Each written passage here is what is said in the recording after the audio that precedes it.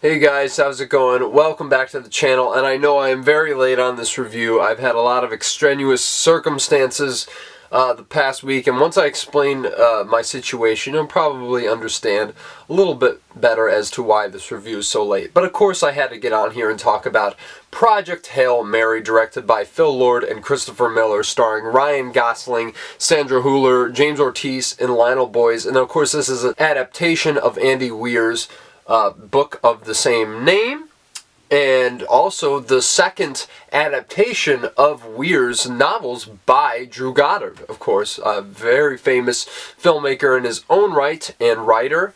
And this follows Ryland Grace, who wakes up not knowing where he is and is trying to piece together his past and how he became involved in Project Hail Mary and how he is going to save the sun and in turn save planet Earth.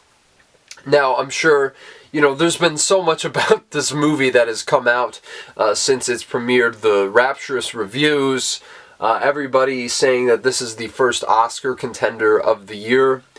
And let me just give you a little bit of background before I get into how I personally feel about the film. Phil Lord and Christopher Miller, I've enjoyed their films, the 21 Jump Street films. I'm not a huge fan of Cloudy with a Chance of Meatballs, though, I'm going to be honest with you.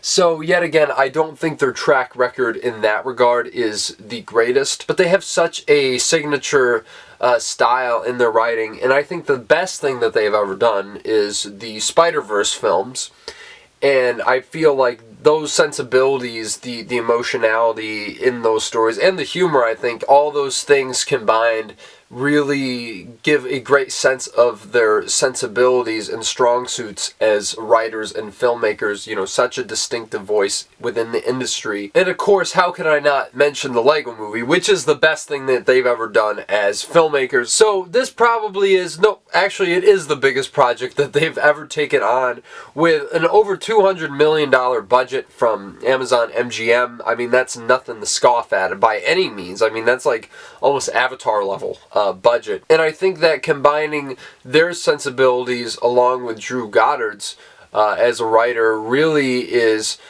such a perfect match. It's kind of like, when you look back into the 30s, when you look at something like Ninoshka and that pairing of Billy Wilder and Charles Brackett as writers with Ernst Lubitsch. Yet again, they're both so distinctive in their own right, but together it just feels like a perfect storm.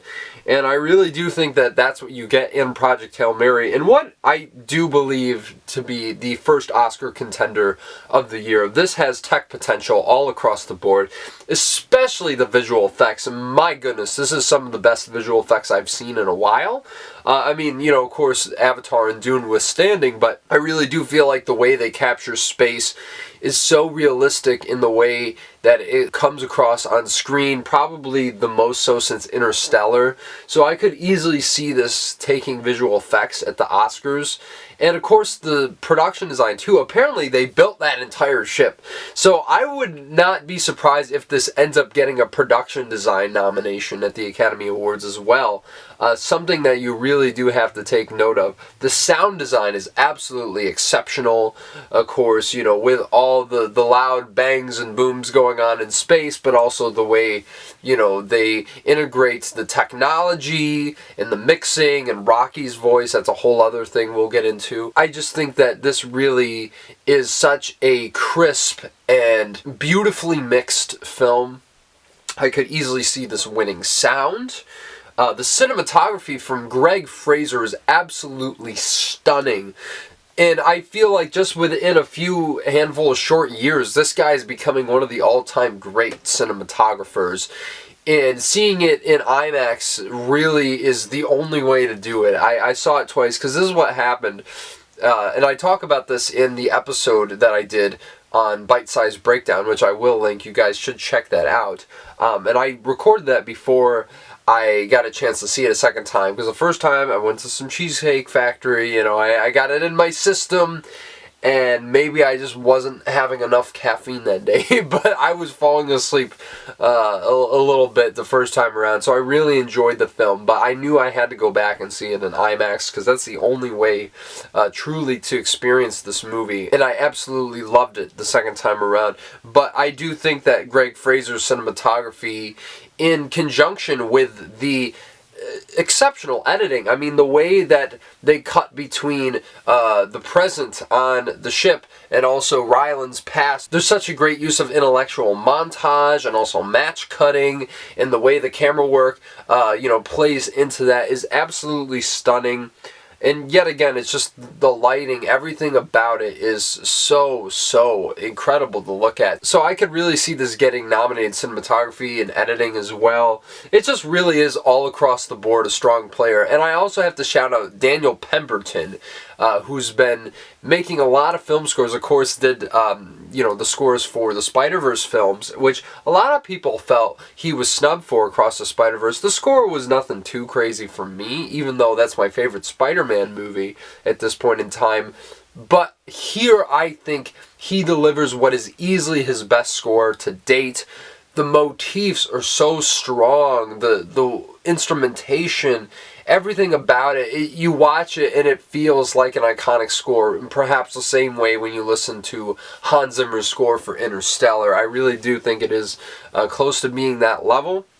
And I do believe that he might get his first Oscar nomination for this, which would be very well deserved. And I also have to mention that the soundtrack in this film was absolutely banging. I was like, wow. I mean, the needle drops they can get with this $200 million budget, man, is absolutely peak.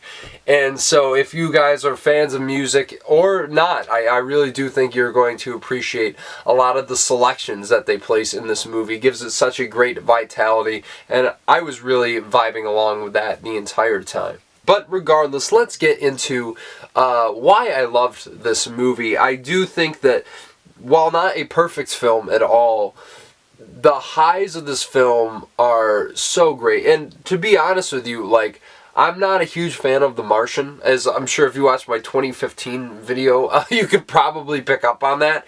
I just feel like the science, it just kind of overwhelms the movie and the emotionality of the characters, because I really don't think that there's much to Matt Damon's character in the movie except, oh, I'm a botanist and I need to get off Mars. Like, I don't really care about anything else. Like, there's nothing deeper for me to latch onto. And while I do think Ryland in this, I do kind of wish that we learned more about his past. I do think you get enough to understand where he is at this point in his life, and also just the personality that bursts through the screen in that Ryan Gosling performance. Now, look, I've enjoyed Ryan Gosling very much in so many movies throughout the years, and I haven't seen Half Nelson, which I know he was nominated for. But honestly, from what I've seen, this might be Ryan Gosling's best performance, because he does, of course, everything that you would expect from a Ryan Gosling performance. You got the perfect comedic timing, the physical comedy, but also he just adds such a strong sense of emotionality to his performance that really is so fully realized in the given circumstances of where Grace is at this point in his life. And I just think that this really is, it just is such a great display of everything that Gosling is great at. And I know the Best Actor competition next year is going to be super tough, so don't lock me into saying this, but right now I would say he absolutely deserves a Best Actor nomination for his performance in Project Hail Mary. Really some of the finest work of his entire career. And I also really enjoyed Sandra Hüller in this as Strat, who is, the head of Project Hail Mary. A very stern character, you could say, in a way that only Sandra Hüller could pull off. And what I love is they don't get super deep with her character, but I think she is one of the most refined in the story, because you get a sense of what her purpose is, what her mission is, and where she's coming from. And I think that's very important in the way the story plays out. I really love seeing Sandra Hüller in any movie she can be in, and I think her chemistry with Ryan Gosling is exceptional. Like, I really bought into that relationship and dynamic. And I think maybe that's where this is far above the I mean, I don't think The Martian even sniffs this film. I think Drew Goddard took everything that worked in The Martian and took it to a whole other level. And I really do think the way the science is presented here, it gives you enough that you aren't bogged down in the, very scientific dialogue and explanations. And they do have to explain a bit, but you get so much of what they are talking about based on how the characters react to it and how quickly they're able to figure things out. And I know some people felt that the way they got into things in the story, it moved along a little too fast, but I really do think that, well, there's some of it slows down, but I do think in the way that they dole out information, it is very, very effective, and it doesn't really detract from the accessibility of the film in the way that I think something like The Martian does. But really, it is that emotional core that makes this stand out so much more. And that really has to do with the relationship between Ryan Gosling's Grace and Rocky, who's voiced by James Ortiz. And I know maybe some people aren't as huge on the voice. I loved it from what it is. Of course, he's, talking through a computer and being translated, but Rocky's just so adorable. You know what I mean? And another point about the visual effects, the fact that he was a fully automated puppet. I mean, we don't see practical work like this in movies anymore. And that's why when you see it up on the screen, it's just, that's what movie making is all about, right? And the fact that they're able to make you buy into the relationship between this human scientist and this rock puppet scientist, it is just so amazing, the results that are formed, because you really, once you get to that relationship, I do think that's the axis of the film that really makes you latch onto it in a way that I never could with The Martian. And also just is beautiful to see how these two interact with one another. It's very E.T. coded, also Arrival. It's kind of like a cross between those two movies. I'm sure you've heard a lot of people say that. But it really does remind me of the best of Steven Spielberg in a lot of the ways that you'd hope. And I mean that as the highest of compliments, because everything that they throw on the screen really does work in that regard. But I will say, even more so, the filmmaking here is absolutely phenomenal. I think this is, I don't know if they would get nominated for Best Director, but Phil Lord and Christopher Miller have really upped the ante when it comes to the filmmaking prowess on display. There's a couple sequences that were just so thrilling and awe-inspiring to see on IMAX. It just took my breath away. And that's why I really do feel like, seeing this on a regular theater screen is almost a disservice, because you want to be absorbed into everything that's going on, the craft that is in every single frame. And yeah, I think that this works much better than a movie like Gravity or Interstellar. Even though, like I said, it's not perfect, I think the biggest problem I had with this movie is probably some of the humor. And some of it really works. Like, at its best moments, it's one of the funniest movies of the year, and I would still say that. But there are a couple of very cringy moments that really took me out of the movie, or just, fell extremely flat. And I know I'm not the only one harping on about this, but it really is noticeable.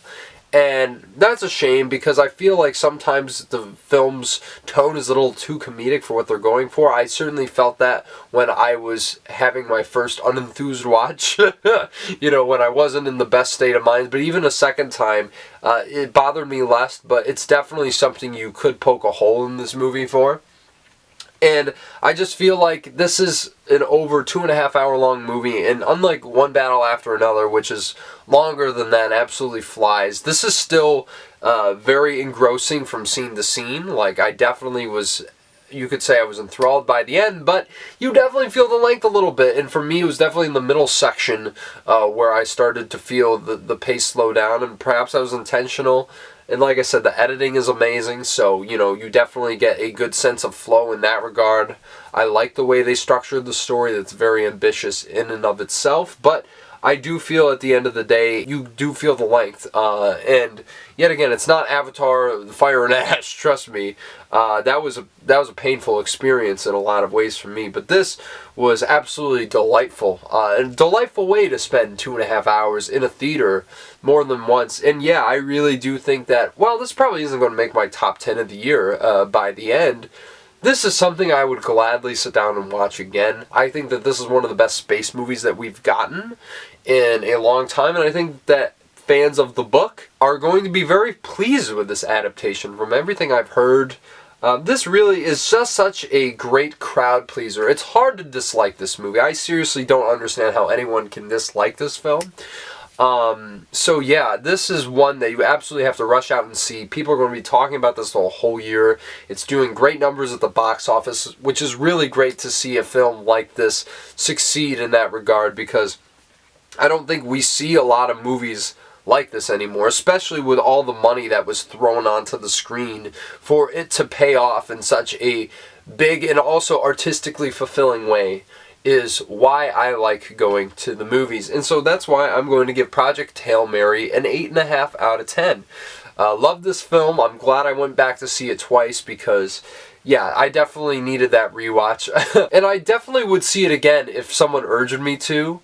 But yet again, finding the time to go to the IMAX theater, because that was the thing, I had to watch it over the weekend, and then I had a funeral the other day or yesterday, whenever this goes up, and so, you know, between that and work, it just really was hard to sit down and find the time to film this review. But it's here now, and I hope you enjoyed it. So please smash the like button, subscribe to the channel if you want to see more movie reviews like this.